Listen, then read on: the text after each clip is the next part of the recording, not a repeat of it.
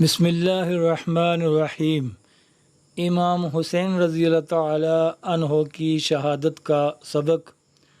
سیدنا حسین رضی اللہ تعالی عنہ نے کوفے کے راستے میں اپنے پہلے خطبے میں فرمایا، ہے لوگو، خدا کے سامنے اور تمہارے سامنے میرا عذر یہ ہے کہ میں اپنی طرف سے یہاں نہیں آیا ہوں۔ میرے پاس تمہارے خطوط پہنچے، قاصد آئے، مجھے بار بار دعوت دی گئی کہ ہمارا کوئی امام نہیں، آپ رضی اللہ تعالی عنہ آئیے تاکہ خدا آپ رضی اللہ تعالی عنہ کے ہاتھ پر ہمیں جمع کر دے۔ اگر اب بھی تمہاری حالت یہی ہے تو میں آ گیا ہوں۔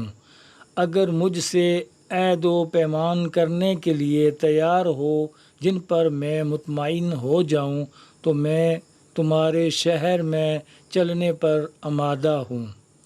اگر ایسا نہیں ہے بلکہ تم میری آمد سے خوش نہیں ہو تو میں وہیں واپس چلا جاؤں گا جہاں سے آیا ہوں۔ لیکن یزید کی فوج سیدنا حسین رضی اللہ تعالی عنہ کو بیعت کے بغیر جانے دینا نہیں چاہتی تھی اور گرفتار ہو کر اپنے آپ کو حوالے کر دینا آپ رضی اللہ تعالی عنہ کو منظور نہ تھا۔ باقاعدہ جنگ شروع ہوئی، لڑائی اپنے پوری ہولناکی سے جاری تھی۔ دوپہر ہو گئی، دشمن نے اپنی پوری قوت لگا ڈالی، یک کے بعد دیگرے آپ رضی اللہ تعالی عنہ کے اصحاب شہید ہوتے رہے۔ اب آپ رضی اللہ تعالی عنہ پر نرغہ ہوا، آپ رضی اللہ تعالی عنہ فوج پر ٹوٹ پڑے، تن و تنہا اس کے قدم اکھاڑ دیے۔ راوی کہتا ہے کہ دشمن چاہتا تو آپ کو بہت پہلے قتل کر ڈالتا، مگر کوئی بھی یہ گناہ اپنے سر لینا نہیں چاہتا تھا، مگر اب وقت آ چکا تھا۔ نیزہ آپ رضی اللہ تعالی عنہ کے پار ہوا اور زمین پر گر پڑے۔ قتل کے بعد دیکھا گیا کہ آپ رضی اللہ تعالی عنہ کے جسم پر نیزے کے 33 زخم اور تلوار کے 34 گھاؤ تھے۔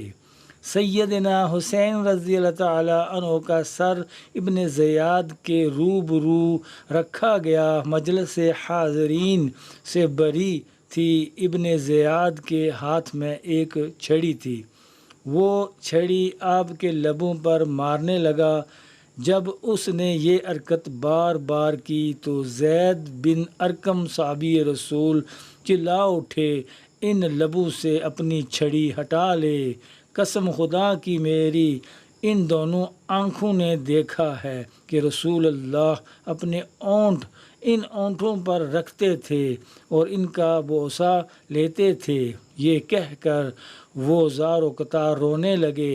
ابن زیاد ناراض ہو گیا، بولا خدا تیری آنکھوں کو رلائے، واللہ اگر تو بوڑھا ہو کر سٹیا نہ گیا ہوتا تو ابھی تیری گردن مار دیتا۔ زید بن ارقم یہ کہتے ہوئے مجلس سے چلے گئے، اے عرب، آج کے بعد سے تم غلام ہو۔ تم نے ابن فاطمہ رضی اللہ تعالی عنہ کو قتل کیا، ابن مرجانہ یعنی عبید اللہ بن زیاد کو حاکم بنایا، وہ تمہارے نیک لوگوں کو قتل کرتا ہے اور تمہارے شیروں کو غلام بناتا ہے۔ تم نے ذلت پسند کر لی۔ سیدنا حسین رضی اللہ تعالی عنہ کی شہادت آج سینکڑوں سال بعد بھی ایک ایسا غم ہے جس کو ہر سال تازہ کیا جاتا ہے، لیکن وہ مقصد جس کے لیے انہوں نے اپنی اور اپنے خاندان کی جانیں قربان کیں، اس کو پس پشت ڈال دیا جاتا ہے۔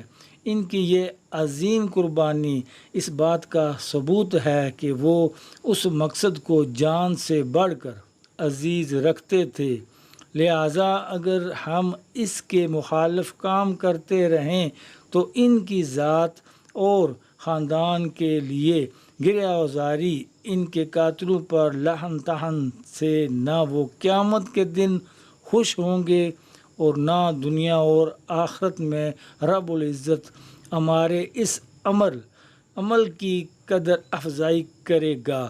یہ ضروری ہے کہ اس کے بارے میں سوچ بچار کی جائے کہ شہادت حسین کا مقصد کیا تھا۔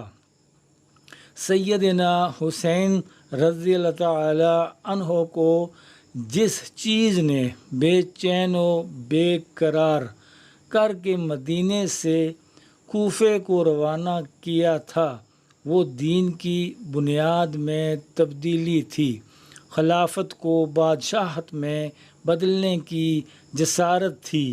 آج بھی ایسے حکمران یزید کے وارث ہیں جو سیاست اور ریاست کے نام پر دین کی خصوصیات کو بدلنا چاہتے ہیں۔ سیدنا حسین رضی اللہ تعالی عنہ نے حق کے غلبے کے لیے جان دی۔ انہوں نے نہ صرف اپنی بلکہ اپنے خاندان کو حق کی راہ میں قربان کرنے میں ہچکچاہٹ محسوس نہ کی۔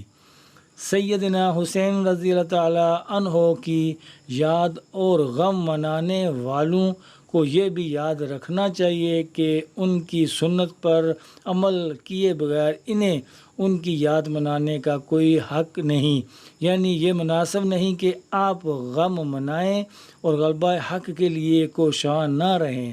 کسی کو سید الشہداء سے محبت ہے تو ضروری ہے کہ اپنے عمل کے اندر اس کا ثبوت بھی دے۔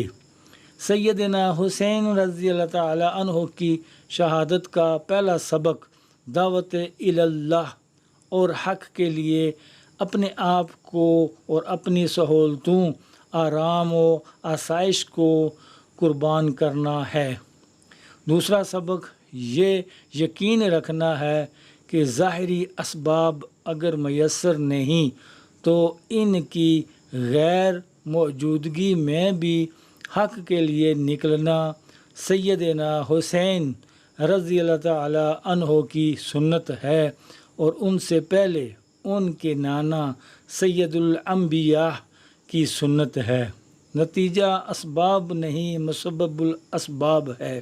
سیدنا حسین رضی اللہ تعالی عنہ نے تو اقبال کی زبان میں دنیا کو یوں حقیقت بتا دی کہ برتر از اندیشہ سود زیاں ہے زندگی، ہے کبھی جاں اور کبھی تسلیم جاں ہے زندگی، بندگی میں گھٹ کے رہ جاتی ہے ایک جوئے کم و آب، اور زندگی میں بحر بے کراں ہے زندگی، ہو صداقت کے لیے جس کے دل میں مرنے کی تڑپ، پہلے اپنے پیکر خاک میں جاں پیدا کرے۔ سیدنا حسین رضی اللہ تعالی عنہ نے یزید کی بیعت سے انکار کیا کہ اس کی حکومت بادشاہت کا آغاز تھی۔ انہوں نے یہ ثابت کیا کہ امت مسلمہ کے بیش قیمت سیاسی نظام کو بچانے کے لیے یہ کوئی مہنگا سودا نہ تھا۔ انہوں نے مومن کو یہ سبق پڑھا دیا کہ دین اسلام کے لیے یہ ایسی تباہی ہے جس کے لیے مومن کو اپنا سب کچھ قربان کرنا پڑے تو اس میں دریغ نہیں کرنا چاہیے۔ یہ ہی وجہ ہے ان کا اس شہادت کو صرف ان کے لیے نہیں بلکہ اسلام کے لیے زندگی کی نوید کہا جاتا ہے۔ مولانا محمد علی جوہر نے سچ کہا، قتل حسین اصل میں مرگ یزید ہے، اسلام زندہ ہوتا ہے ہر کربلا کے بعد۔ چاہیے یہی وجہ ہے ان کا اس شہادت کو صرف ان کے لیے نہیں بلکہ اسلام کے لیے زندگی کی نوید کہا جاتا ہے۔ مولانا محمد علی جوہر نے سچ کہا، قتل حسین اصل میں مرگ یزید ہے، اسلام زندہ ہوتا ہے ہر کربلا کے بعد۔